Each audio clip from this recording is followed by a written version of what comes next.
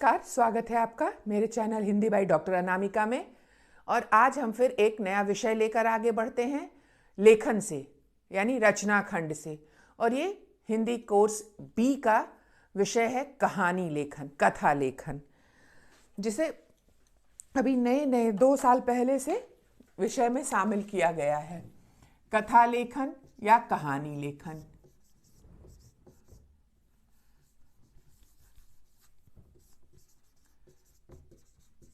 कथा और कहानी हमारे लिए बहुत नई चीज नहीं है, बहुत पुरानी चीज है। अगर रचना की बात करें ना, तो यह रचना का सबसे पुराना हिस्सा जब लेखन प्रारंभ नहीं हुआ था, तब से कहानियां सुनते हुए हम बड़े हुए हैं, सुनते पढ़ते हुए हम बड़े हुए हैं। कहानियां मनोरंजक होती है, ये हम सब जानते हैं। तो इन तत्वों को जब हम कथा लेखन की बात करेंगे, आज मैं आपको कथा लेखन है क्या, कैसे लिखना चाहिए, कितने प्रकार होते हैं, इसकी चर्चा नहीं करेंगे। आपके प्रश्न पत्र में कथा लेखन जब आएगा तो वह किस किस प्रकार से आएगा, किस किस रूप से लिखने को आ सकता है, और आप कैसे उसे लिखेंगे ताकि आपको अंक प्राप्त हो। आज हमारा उद्देश्य सिर्फ यही है। कथा लेखन का मैं अपना अलग वीडियो आपको दूंगी, तब आप जब वहाँ सीखने की कोशिश करेंगे। लेकिन आज हम अपने उद्देश्य को लेकर चले हैं कि हमें अंक प्राप्त करने हैं, वो कैसे प्राप्त होंगे, किन किन सावधानियों को वहाँ हमें बरतना होगा। तो कथा लेखन की बात करें तो 2-3 मुख्य बातें हमें ध्यान रखनी होंगी जब हम कहानी लिखेंगे, क्योंकि हमें 2-3 प्रकार से मुख्यतः कहानियाँ लिखने को आ सकती हैं। और इन 3 प्रकारों में पहला प्रकार होगा आपका विषय प्रदान कर। विषय शिक्षा के ऊपर कहानी लिखना, यानी आपको कोई विषय दे दिया जाएगा, कोई शिक्षा दे दी जाएगी, उसके आधार पर आपको कहानी तैयार करनी होगी। जैसे आपको विषय दे दिया जाएगा, जैसी करनी वैसी भरनी, ये विषय सूक्ति हो सकती हैं, शिक्षा हो सकती है, ईमानदारी का फल, ईमानदारी सर्वोत्तम नीति है, परोपकार, चांद और मोहन, गंगा और मैं, एक विषय था जो बच्चों को बहुत परेशान करता था, उसकी चर्चा भी मैं करूंगी। तो विषय प्रदान कर आपको कहानी लिखने को आ सकता है। उसके बाद दूसरा तरीका होगा रूपरेखा, यानी आपको इसे अधूरी कहानी कह सकते हैं या रूपरेखा, कि आपको कहानी का संकेत या अधूरी कहानी से आप कह सकते हैं, दोनों तरीके में आएगा। अधूरी कहानी, यहाँ कहानी की रूपरेखा यानी उसके संकेत आपको दिए जाएंगे और उन संकेतों को आधार बनाकर आपको कहानी पूरी करनी होगी। और तीसरा तरीका होगा चित्रों के आधार पर, यानी आपको कुछ चित्र दिए जाएंगे और उन चित्रों को आधार बनाकर आपको कहानी लिखनी होगी। तो ये 3 प्रकार से आपको कहानियां लिखने के लिए प्रश्न पत्र में आ सकती हैं। ठीक है, इन तीनों प्रकार को हम उदाहरणों के माध्यम से भी देखेंगे कि कैसे कहानी हम लिख सकते हैं। लेकिन उससे पहले बात करते हैं कि कहानी कब कहानी कही जाएगी। कुछ बच्चे जो गाइड वगैरह लेकर पढ़ते हैं, तो मैंने वहाँ देखा था वो बच्चों को दिग्भ्रमित करने वाला है। वहाँ कहानी के नाम पर अनुच्छेद लिखा गया है, जबकि कहानी और अनुच्छेद के विषय एक हो सकते हैं, परंतु उनका तथ्य बिल्कुल अलग होता है। जैसे जैसी करनी वैसी भरनी पर आप अनुच्छेद भी लिख सकते हैं और कथा भी लिख सकते हैं। तो विषय एक हो सकता है, परंतु तथ्य में पूर्णतया भिन्नता होगी। कहानी को कहानी कहलाने के लिए सबसे जो जरूरी चीजें होती हैं, मुख्य चीजें जो होती हैं, उसमें एक घटनाक्रम का होना जरूरी है। ठीक है ना, एक घटना होनी चाहिए, एक घटनाक्रम होना चाहिए, पात्र होने चाहिए। ये 2 चीजें तो मुख्य हैं जब आप एक कथा लिख रहे हैं। कथोपकथन, ऐसे बहुत सारी चीजें होती हैं, लेकिन लघु कथा में अगर कथोपकथन यानी संवाद नहीं है तो कोई दिक्कत नहीं है। बड़ी कहानियों में कथोपकथन होते हैं कि बीच में 2 व्यक्ति अगर बात कर रहे हैं तो उनको संवादात्मक रूप में दिखाया। लेकिन यहाँ ये 2 चीजें तो एकदम महत्वपूर्ण है। बाकी भाषा, वर्तनी, शुद्धता, ये तो मैंने बार बार कहा है कि रचना या किसी भी साहित्य का, भाषा का एक अहम अंग है, वो हर जगह हर समय साथ चलता है। शब्द सीमा पर बने रहना, ये सब कुछ हर जगह पर एक ही जैसी स्थिति में होगा। परंतु जब हम कथा लिखेंगे तो हमारे पास एक घटनाक्रम और कुछ पात्र होने जरूरी हैं। किसी शहर में, किसी गांव में, किसी जंगल में, किसी नगर में, कॉलोनी में, मोहल्ले में, कहीं न कहीं का घर में, कहीं न कहीं से एक घटनाक्रम होगा और उस घटनाक्रम को पात्रों के माध्यम से सहायता से जोड़ते हुए उसे वहाँ उपस्थित करते हुए हमें कहानी लिखनी होगी। तो ये आवश्यक है, ये दोनों चीज़ें आवश्यक हैं। जैसे मेरे जीवन की एक मार्मिक घटना या गंगा और मैं, एक विषय सीबीएसई के प्रश्न पत्र में था, जब पिछले वर्ष का नमूने का प्रश्न पत्र आया था तो, और मैंने देखा था बच्चे उसके कारण बहुत ज़्यादा परेशान थे, क्योंकि जब विषय आए तो उसे ध्यान से देखिए, समझिए, विचार कीजिए, वहीं आपकी सृजनात्मकता दिखेगी। इन सब को लेकर सृजनात्मक तरीके से आपको कहानी लिखनी होगी। तो गंगा और मैं विषय को देखकर बच्चे घबरा गए और उन्होंने कहना प्रारंभ कर दिया, मैम गंगा नदी के साथ कहानी क्या लिखेंगे, गंगा नदी के साथ हमारी क्या कहानी होगी। मैंने कहा ये आपको कहाँ लिखा गया है कि वो नदी है? ऐसा लिखा गया नहीं, आपको नाम दिया गया है गंगा और मैं। आप कल्पना कीजिए, अपनी कल्पना शक्ति को उड़ने दीजिए, कहानी में वो बहुत काम आएगा आपके। गंगा कोई भी हो सकता है, आपके घर का कोई सदस्य, आपका कोई मित्र, अचानक एक व्यक्ति मिला जिसके साथ आपके संबंध जुड़ गए, आपका अखबार वाला, आपका दूध वाला, सब्जी वाला, कोई भी गंगा हो सकता है और उसके साथ आपका जो संबंध था, जो घटनाएं घटी, जो आप दोनों ने समय साथ बिताया, अनुभव, उन सबको आधार बनाते हुए कहानी लिख दीजिए। बात समझ में आ रही है? तो यही करना होगा। सोचिए, अपनी कल्पना शक्ति को उड़ान दीजिए, उसे मजबूत बनाइए, सशक्त बनाइए, एक घटनाक्रम उपस्थित कीजिए, पात्रों का चयन कीजिए और उसके बाद उस पर क्रमबद्ध रूप में एक लघु कथा, न अत्यधिक विस्तार देना है और न ही एकदम संक्षिप्त की राजा रानी, एक था राजा एक थी रानी, दोनों मर गए, खत्म कहानी, ऐसी कहानी भी नहीं लिखनी है। यानी हमारी जो शब्द सीमा है उस पर बने रहकर न अनावश्यक विस्तार और न ही अति संक्षिप्त, शब्द सीमा का ध्यान रखते हुए एक कहानी लिखें। जैसे जीवन की मार्मिक घटना, मार्मिक का अर्थ और शब्दों का अर्थ समझना जरूरी है। जैसे जीवन की एक मार्मिक घटना, अगर विषय आ गया तब मार्मिक का अर्थ होता है वो जो हमारे हृदय को छू जाए, मार्मिक घटना। तो हम लिख सकते हैं, अपने घर की कहानी लिख सकते हैं कि दादाजी से बहुत लगाव था, हम सब परिवार आपस में मिलजुल कर रहते थे, हमारे घर में 4-5 परिवार थे, 4-5 सदस्य थे, माता पिता, मैं, हमारे दादाजी दादी माँ, हम सब आपस में मिलजुल कर खुश रहते थे, घूमने जाते, खुशियाँ बांटते। दादा से मेरा अत्यधिक स्नेह था, वे मुझे कहानियाँ सुनाया करते, शाम को बाजार ले जाया करते थे।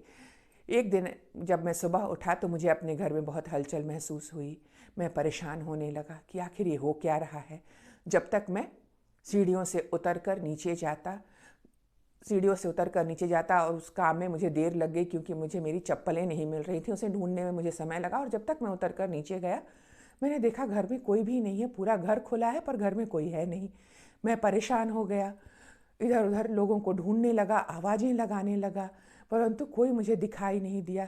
खींचता हुआ मैं अपने कमरे में, यानी नाराज, अपने आप पर नाराज होता हुआ कि मैं अगर अपनी चीज़ें जगह पर रखी होती तो मैं जल्दी नीचे पहुंच जाता, अपने कमरे में आकर बैठ गया और सोचने लगा, न जाने क्या हो गया, सब लोग कहाँ चले गए। अभी मैं इसी उधेड़-बुन में बैठा, आधे घंटे 1 घंटे तक बैठा था कि अचानक मुझे फिर से हलचल सुनाई देने लगी और मैं इस बार तेज़ी से दौड़ता हुआ उतरकर नीचे गया तो देखा माँ गेट से अंदर आ रही थी, फाटक से अंदर आ रही थी। मैं दौड़कर उनके पास गया, उनको पकड़ कर पूछा, आप सब कहाँ चले गए थे? मैं कितना परेशान हो रहा था, आपने मुझे बताया भी नहीं।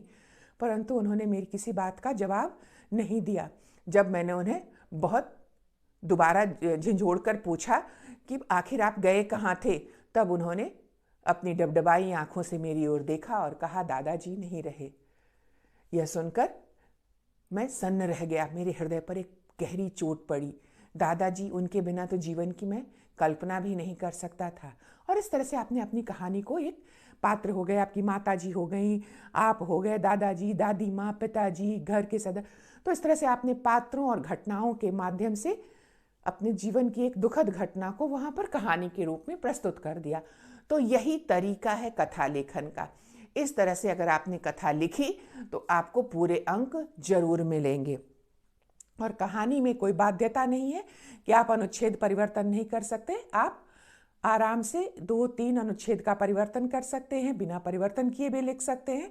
यहाँ कोई बाध्यता नहीं होती है, इसके लिए आपके अंक नहीं कटेंगे। भाषा का ख्याल रखना है, छोटे सरल वाक्य लिखने हैं और प्रवाहमयी भाषा के साथ एक संक्षिप्त घटनाक्रम को कथानक और पात्रों के माध्यम से एक कहानी का रूप दे देना है। यही काम आपको करना है ताकि आप पूर्ण अंक प्राप्त कर सकें। ये तो कहने की बात हुई।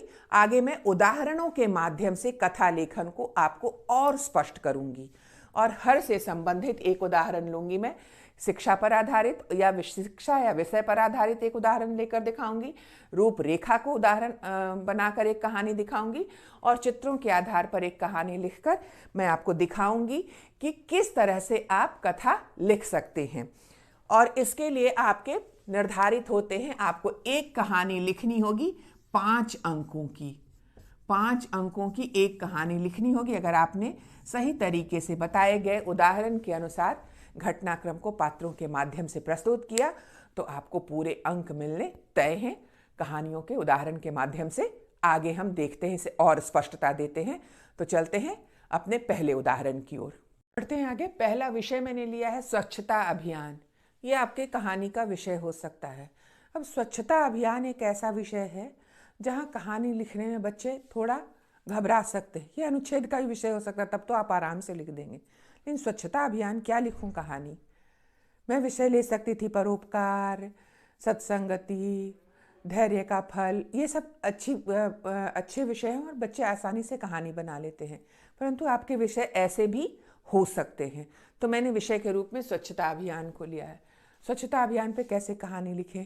तो हम कहानी बना सकते हैं कि एक कॉलोनी थी, बच्चे थे, खेलते थे, कूदते थे, साफ सुथरी थी, अचानक वहाँ गंदगी फैलने लगी, गंदगी से लोगों को परेशानी होने लगी। और वैसे ही कहानी मैंने यहाँ एक बना रखी है कि अमन कॉलोनी एक सुंदर कॉलोनी थी। वहाँ रहने वाले सभी निवासी अत्यंत प्रेम के साथ मिलजुल कर रहते थे। कॉलोनी में एक उद्यान था जहाँ बच्चे खेलते थे और लोग सैर किया करते थे। इधर कुछ दिनों से लोगों ने कॉलोनी के उद्यान में कूड़ा डालना प्रारंभ कर दिया था, जिस कारण बदबू और गंदगी से लोगों को तकलीफ होने लगी थी। बच्चों ने सभी को समझाने का प्रयास किया, परंतु कोई हल न निकला। वहाँ खेलने वाले बच्चों में से रवि, मोहन और जावेद ने इस समस्या के समाधान की योजना बनाई। उन्होंने अन्य बच्चों को साथ लिया और उन्हें स्वच्छता के महत्व को समझाते हुए अभियान से जुड़ने को कहा। अब प्रतिदिन सभी बच्चे हाथों में झाड़ू और टोकरियां लिए 1 घंटा सफाई करते। पहले तो लोगों ने उनका मजाक उड़ाया, परंतु उनके समर्पण को देखते हुए न केवल उनका साथ दिया बल्कि इधर उधर कूड़ा फेंकना भी बंद कर दिया। बच्चों की मेहनत रंग लाई और अमन कॉलोनी एक बार पुनः सुंदर हो उठी। बच्चों के इस स्वच्छता अभियान की न केवल प्रशंसा हुई, अपितु 2 अक्टूबर को आयोजित कार्यक्रम में उन्हें सम्मानित भी किया गया। कॉलोनी वासी स्वच्छता का महत्व समझ चुके थे। यह देख रवि, मोहन और जावेद के चेहरे पर खुशी और संतोष का भाव था। तो एक तरीका किया हमने, यहाँ पर घटना ली कि कैसे सफाई थी, फिर गंदगी फैलने लगी और कैसे उसको स्वच्छता के महत्व को समझते हुए सफाई आंदोलन प्रारंभ किया गया बच्चों के द्वारा। आप लोगों के घर वहाँ कॉलोनी के बड़ों के द्वारा भी दिखा सकते हैं।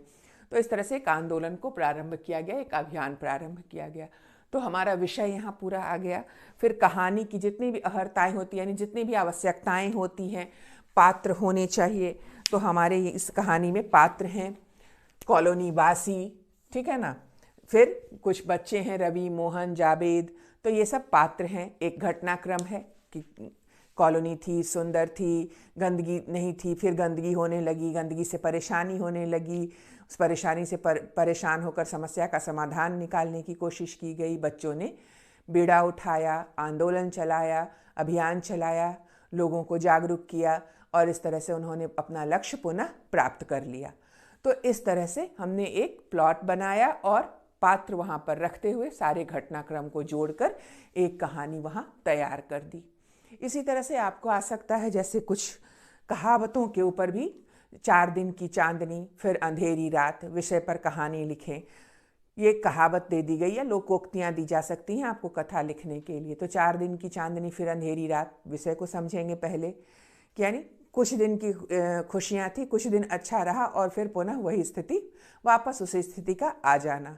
तो आप वहाँ कहानी लिख सकते हैं किसी की भी, कि रीमा नाम की एक लड़की थी या अमन नाम का एक लड़का था, कुछ भी ले सकते हैं और वहाँ पर घटनाक्रम जोड़ेंगे कि वो अपने घर में परिवार के साथ खुश रहते थे, परंतु जो रीमा थी वह थोड़ी आलसी प्रवृत्ति की थी, घर के कामों में न तो सहयोग देती थी न ही अपनी चीज़ें जगह पर रखा करती थी।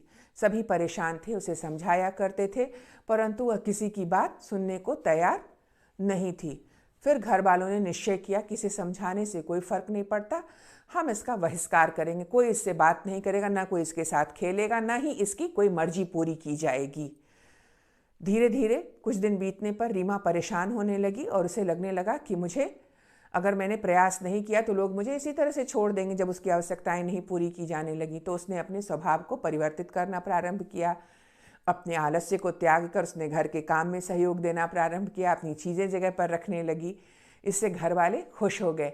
जब उसके व्यवहार में ये परिवर्तन दिखा तो घर वाले खुश हो गए और धीरे धीरे उन्होंने रीमा से फिर से वापस उसी प्रकार का संबंध स्थापित कर लिया। बातें होने लगी, उसकी इच्छाएं पूरी होने लगी। परंतु जैसे ही रीमा ने देखा कि लोगों का व्यवहार बदलकर पुनः एक बार फिर से अच्छा हो गया है, धीरे धीरे वही आलस्य का भाव उसके अंदर घर करने लगा। फिर वह उसी प्रकार पड़ी रहती, अपनी चीज़ें यहाँ वहाँ फेंक कर रखा करती थी। घर वालों ने सर पीट लिया और कहा ये तो 4 दिन की चांदनी थी, फिर वही अंधेरी रात। तो इस तरह से आप कहानी लिख सकते हैं। विषय पे या लोकोक्तियाँ हो तो उस पर आप इस तरह से कहानी लिख सकते हैं। अगला विषय हम लेंगे रूपरेखा के आधार पर कहानी लिखने की। तो दूसरे विषय की ओर चलते हैं। अगला प्रश्न है संकेत या रूपरेखा के आधार पर कहानी लिखना। यहाँ एक रूपरेखा दी गई है, इसी प्रकार से आपको भी रूपरेखा दी होगी। एक पेड़ पर बंदर, नीचे बढ़ई आरी से तख्ते को काट, बढ़ई खाना खाने, बंदर नकल, आरी तख्ते से बाहर, पूंछ दब गई, चिल्लाया, बढ़ई ने दबी पूंछ निकाली, नकल नहीं करूँगा। ये आपको रूपरेखा दी गई है, संकेत दिया गया है। अब इसके आधार पर आपको एक कहानी तैयार करनी है। तो इसके यह एक आसान तरीका है क्योंकि आपके पास पात्र दिए गए हैं, घटनाक्रम भी संक्षिप्त रूप में आपके पास उपस्थित है। तो बस इसे, इन स्थानों को, जो रिक्त स्थान है उनको इलेबरेट करना, यानी उसको विस्तृत करते हुए हम एक कहानी लिख लेंगे। तो मैंने यहाँ एक कहानी लिखी है और ये कहानी बिल्कुल इससे उचित है। एक पेड़ पर एक बंदर रहता था, वह बहुत ही शरारती था। आप लिख सकते हैं बरगद के पेड़ पर एक बंदर रहता था, ये भी लिख सकते हैं। किसी पेड़ पर एक बंदर रहता था, ये भी लिखा जा सकता है। वह बहुत शरारती और नकलची था। एक दिन उस पेड़ के नीचे एक बढ़ई काम कर रहा था। बढ़ई आरी से तख्ते को काट रहा था। भोजन का समय होने पर वह आरी को तख्ते में फंसाकर खाने चला गया। जैसे ही बढ़ई गया, बंदर पेड़ से नीचे उतरा और बढ़ई की नकल करने लगा। उसने लकड़ी से आरी निकाल ली, परंतु इस दौरान उसकी पूंछ लकड़ी के तख्ते के बीच आ गई। पूंछ दब जाने पर बंदर दर्द से चिल्लाने लगा।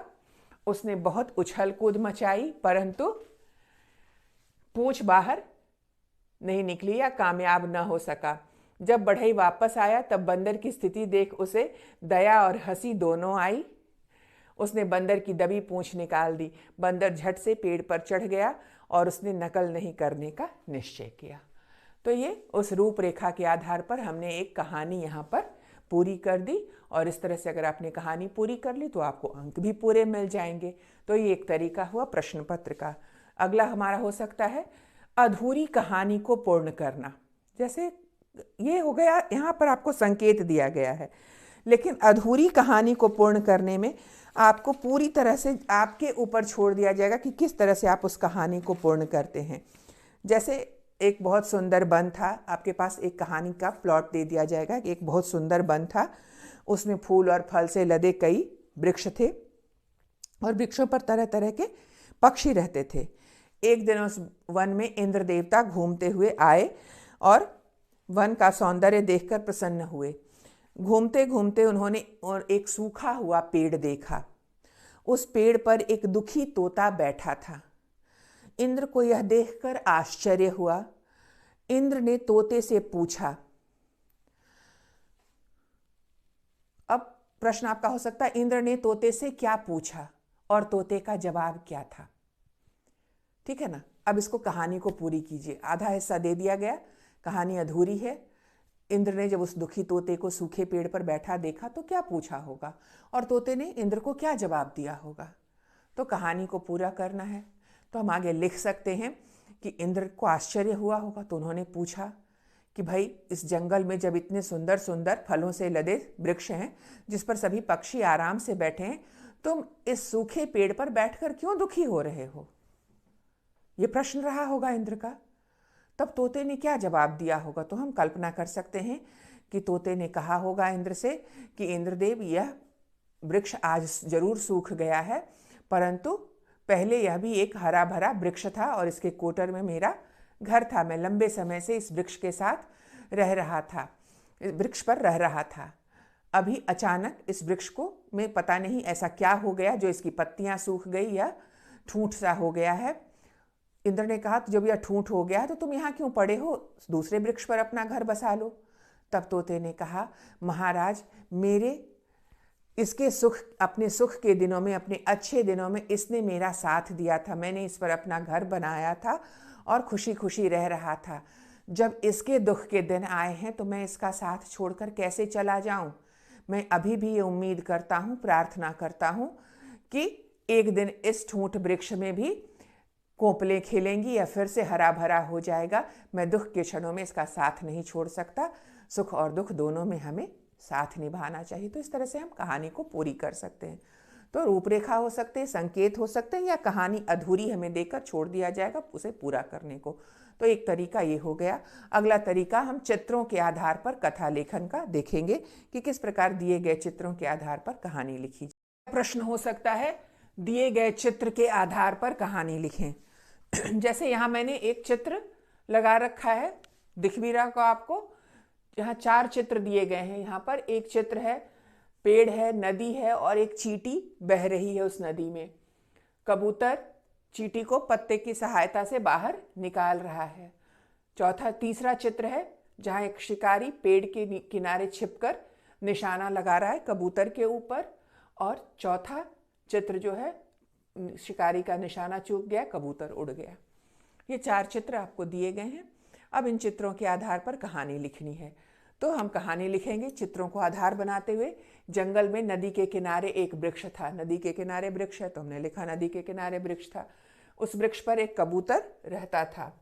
एक दिन कबूतर ने एक चींटी को नदी में बहते देखा। उसे चींटी पर दया आई। कबूतर ने एक पत्ता चींटी के पास गिरा दिया। चींटी उस पत्ते के सहारे नदी से बाहर आ गई, हमारा दूसरा चित्र, और उसकी जान बच गई। फिर तीसरा चित्र, उसने फिर हम थोड़ा सा कहानी को जोड़ेंगे। उसने कबूतर को धन्यवाद दिया, दोनों में मित्रता हो गई। एक दिन एक शिकारी उस जंगल में आया। शिकारी जंगल में आया। शिकारी ने पेड़ पर बैठे कबूतर पर निशाना लगाया। वह गोली चलाने ही वाला था कि चींटी की नज़र उस शिकारी पर पड़ गई। अपने मित्र की रक्षा करने के लिए उसने शिकारी के पैर में काट लिया। चींटी ने शिकारी के पैर में काट लिया। शिकारी दर्द से बिलबिला उठा और उसका निशाना चूक गया।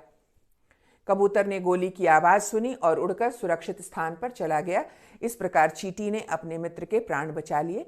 वास्तव में सच्चा मित्र वही होता है जो मुसीबत में काम आए। तो हमारे ये 4 जो चित्र थे, पेड़, नदी के किनारे पेड़ में, नदी में बहती चींटी, कबूतर का पत्ते की सहायता से चींटी को बाहर निकालना, शिकारी का कबूतर पर निशाना लगाना, चींटी का शिकारी के पैर में काटना, उसका निशाना चूकना और कबूतर का उड़ जाना। हमने उसे यहाँ एक कहानी में बांध दिया, इन 4 चित्रों को। तो इस तरह से आपको चित्रों के आधार पर कथा लेखन आ सकता है और उन चित्रों को समझकर एक संदर्भ उपस्थित करना होगा, एक घटना बनानी होगी। बहुत हद तक वो घटना आपके सामने होगी और उसके बाद पात्रों का सहारा लेते हुए उस पर एक कथा लिखनी होगी। और अगर इस तरह से आपने कथा लिखी बहुत ही संक्षिप्त तरीके से, तो आपको पूरे अंक मिलने तय हैं। ये भिन्न भिन्न विषयों पर मैंने आधारित कथा लेखन आपको दिखाया। उम्मीद करती हूँ कि कथा लेखन में कोई परेशानी नहीं होगी। विषय को समझिए, घटना तैयार कीजिए, पात्र उपस्थित कीजिए और उसके ऊपर एक कहानी लिख दीजिए। इस तरह से अगर आप कथा लेखन करेंगे तो आपके लिए आसान हो जाएगा और पूरे अंक भी मिलेंगे, ये बिल्कुल तय है। तो फिर मिलते हैं अगले वीडियो में, एक नए विषय को लेकर आएंगे। और अब हमारा हिस्सा होगा साहित्य से जुड़ा हुआ। तो चैनल को सब्सक्राइब जरूर करें ताकि आपको नोटिफिकेशन मिलते रहें और आपका काम आसान होता रहे, परीक्षा की तैयारी आसानी से होती रहे। धन्यवाद।